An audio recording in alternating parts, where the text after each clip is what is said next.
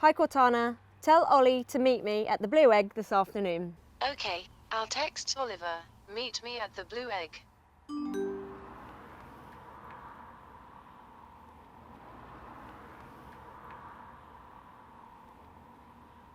How's it going? Okay, yeah, very well, thank you. I've been using Microsoft Health to log all my training rides, so you can see I haven't been shirking.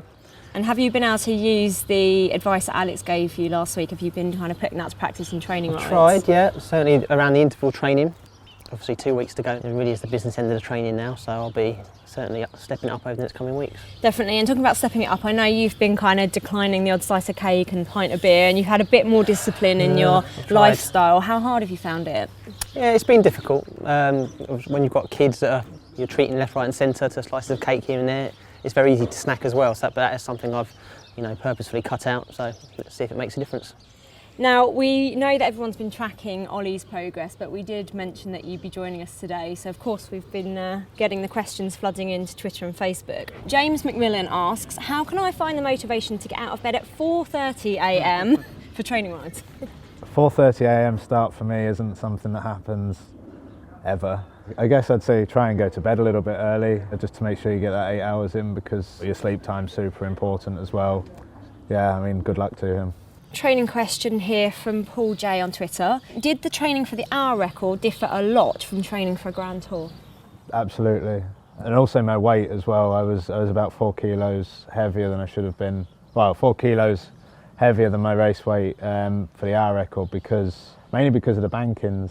In order training, you're holding yourself up in that position, and my back was just gaining muscle a lot. So you're training for an event which is sort of super intense for 1 hour, and then training for an event that lasts 3 weeks with mountains and whatnot. It was very different. It was difficult to try and juggle both this year. Question 3 comes from Callum Draper, and he asks, what do you do before a big race to achieve the best results? I work backwards. I have my start time, and then I know half an hour before I start warming up and 3 hours before I stop eating. In terms of mindset, it's trying not to get too uptight about it. If I let myself get too stressed, I end up pacing up and down a room, and it's not very. I need to be resting, so I try and think about the race and think about what the plan is for the race, where I can make up time compared to the others and whatnot.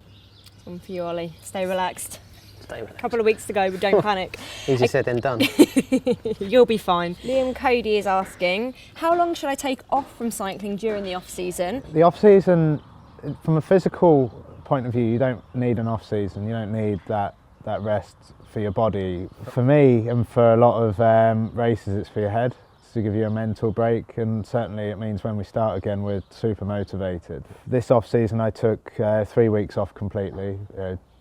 My bike was collecting dust, and then 1 week of just sort of easy riding, recovery rides mostly, like 1 or 2 hours, and then come the 1st of November properly back into it. Bikes and Spanners asks, what's the first piece of data you look at to analyse at the end of a week's riding? Now, is that you or is it your coach that would do that? I don't look at the end of the week values. I look more at the day-to-day values, and certainly if I'm doing intervals and efforts, that's where I'm really looking closely at all the numbers. So it's mainly my power output. That's where I'm strong, that's what wins me time trials, so that's what I'm focusing on. Final question. This is a pretty serious one, Alex.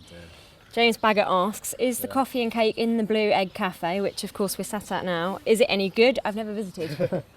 Well, obviously he should see for himself by visiting. But no, I'm an athlete, so I never have cake. I'm kidding. No, it's really good.